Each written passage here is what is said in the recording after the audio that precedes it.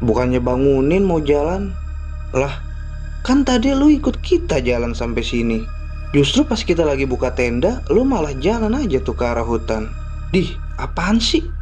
Gua aja dibangunin sama tuh rombongan. Terus gue liat lu pada nggak ada, makanya gue gabung sama mereka. Terus, yang tadi bareng kita siapa, Den?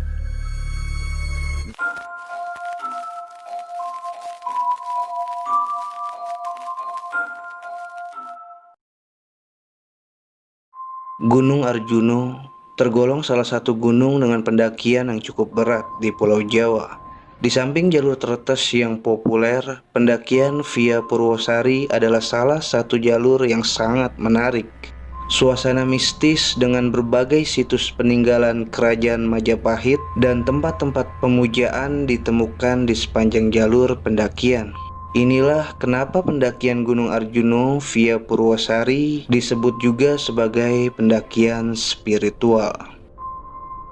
Angga dan ketiga temannya, Erik, Denny, dan Yoga, merencanakan pendakian ke Gunung Arjuno via Purwosari dari jauh-jauh hari. Tapi ketika hari H tiba, temannya yang bernama Yoga mendadak tidak jadi ikut, dikarenakan banyak faktor dan sebab. Alhasil, mereka hanya bertiga, Angga, Erik, dan Denny. Mereka berangkat dari Bekasi menuju kota Malang. Setibanya di Malang, mereka langsung menaiki angkutan umum menuju Pasar Purwosari. Lalu disambung dengan ojek menuju pos perizinan di Dusun Tambak Watu. Singkat cerita, tibalah mereka di base camp sekitar pukul 4 sore. Di sana mereka beristirahat dan memutuskan untuk memulai pendakian esok hari. Keesokan harinya, sekitar pukul 9 pagi, Angga dan kedua temannya memulai pendakian. Pos demi pos pun mereka lalui, sampai mereka tiba di pos 3 Eyang Sakri tepat pukul 12 siang. Mereka menyempatkan untuk rehat di sana sambil memasak kopi. Ketika mereka sedang asik menikmati kopi, keanehan pun mulai terjadi. Samar-samar, Angga melihat bayangan hitam melesat cepat dari celah-celah pepohonan. Tapi di sana Angga tidak menceritakan apa yang ia lihat kepada teman-temannya. Dan tak lama kemudian, atau lebih tepatnya sekitar pukul 1 siang, mereka memutuskan untuk melanjutkan perjalanan. Berlanjut ke pos 4, di sepanjang perjalanan menuju Eyang Semar, Angga merasa seperti ada yang mengikutinya. Sesekali ia menengok ke arah belakang, tapi ia tidak menemui apa-apa. Selang beberapa menit kemudian, ia kembali melihat dengan samar-samar bayangan hitam di ujung jalan dari kejauhan. Tapi lagi-lagi ia tidak juga menceritakan kepada kedua temannya. Kenapa bro? Gak apa-apa, aman. 1 jam pun berlalu, tibalah mereka di pos Eyang Semar. Mereka memutuskan untuk beristirahat kembali. Karena rasa lelah, Erik merebahkan badannya dengan tumpuan kerilnya. Sampai akhirnya Erik ketiduran. Sementara itu, Angga dan Denny sedang asik mengobrol, dan keanehan pun kembali terjadi. Saat itu, kabut mulai turun. Lantas, Angga mengajak kedua temannya untuk kembali bergerak, melanjutkan perjalanan. Tapi anehnya, saat itu Angga dan Denny melihat Erik sedang tidak tertidur. Ayo jalan cuy, jangan kelamaan istirahat. Saat itu Erik mengiyakan ajakan Angga, tapi hanya dengan menganggukkan kepalanya.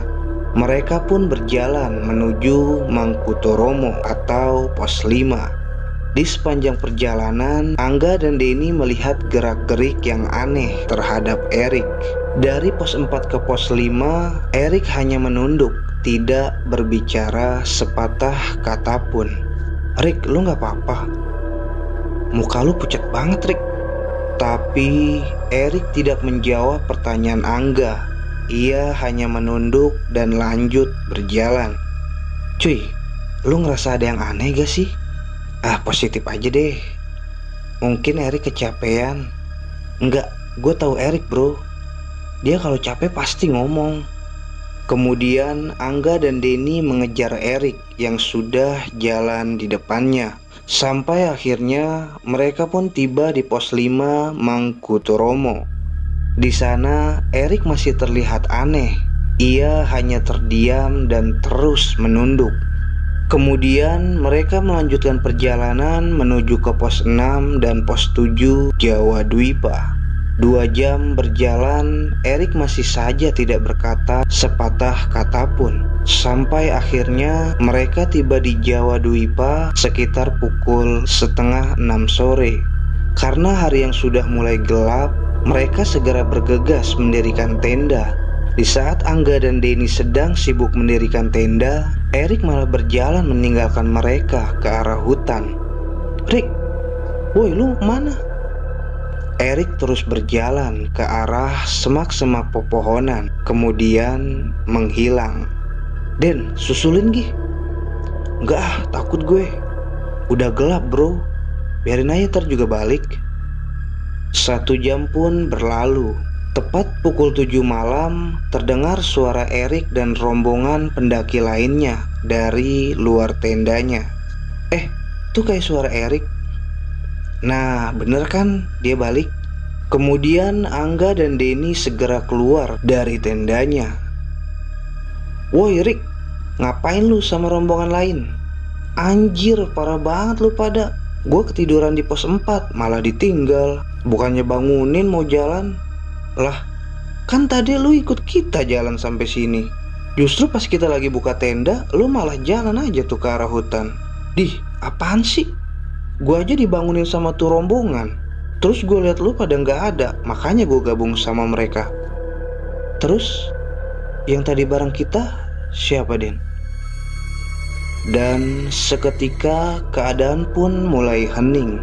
Mereka hanya saling menatap satu sama lain. Kemudian mereka pun semua masuk ke dalam tenda. Dan perasaan-perasaan takut menghantui pikiran mereka. Di dalam tenda, mereka semua terdiam sampai tidak memikirkan untuk memasak makanan. Tepat pada pukul 10 malam, sayup-sayup mereka mendengar suara musik dangdut. Padahal di area tersebut, tenda-tenda pendaki yang lain sudah mematikan lampu-lampu tendanya. Tidak ada aktivitas yang terjadi malam itu. Dan seharusnya di atas ketinggian lebih dari 2000 meter tersebut sudah tidak terdengar lagi suara-suara dari penduduk desa di bawah sana. Keanehan masih terus berlanjut. Di tengah sunyinya malam, Erik mendengar suara-suara aneh. Bahkan ada suara yang seperti memanggil-manggil namanya. Malam itu terasa lirih. Mereka memaksa memejamkan mata sambil berdoa di dalam hatinya. Dan sampai akhirnya mereka pun tertidur. Keesokan harinya, mereka terbangun sekitar pukul 7 pagi. Kemudian mereka memasak lalu menyantapnya. Dan setelah selesai makan, sekitar pukul 8 pagi, mereka mulai bergerak meneruskan perjalanan menuju puncak Ogal Agil.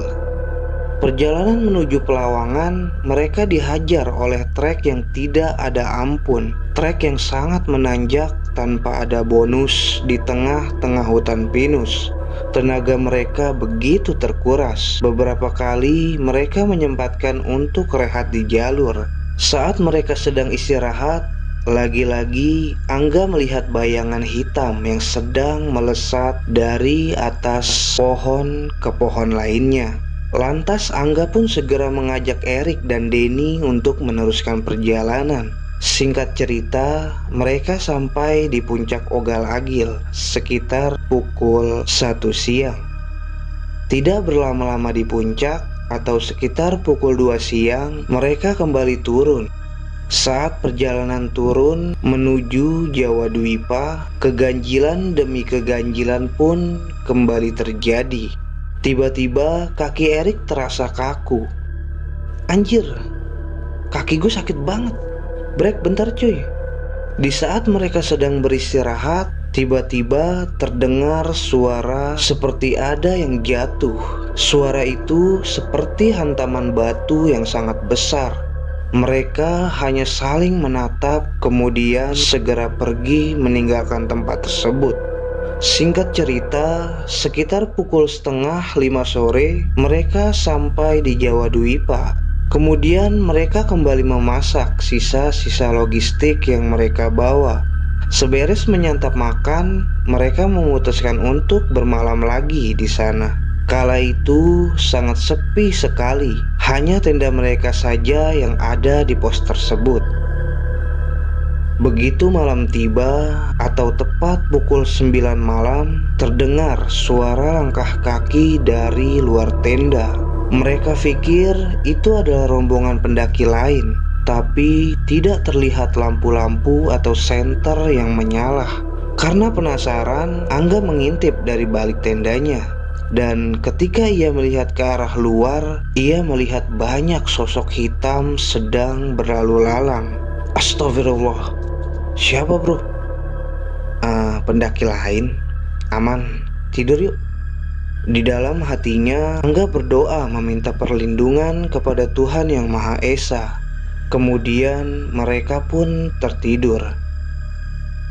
Sekitar pukul 2 malam, Angga terbangun karena mendengar suara seseorang yang sedang membuka pintu tendanya. Ketika ia melihatnya, ternyata itu Erik yang ingin keluar dari tenda. Mau kemana, Rik? Oi, Rik. Tapi Erik tidak menjawab pertanyaan Angga. Lantas Angga pun segera membangunkan Denny. Den, bangun Den. Itu Erik mau kemana Den?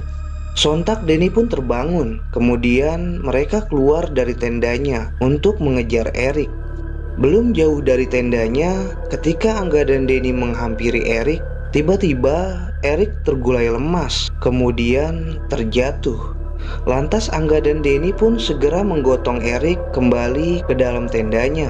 Dan setengah jam kemudian Erik pun tersadar. Lu pada kenapa? Kok pada bangun sih? Nggak apa-apa. Tidur lagi, Rik. Angga dan Denny tidak menceritakan kejadian yang baru Erik alami.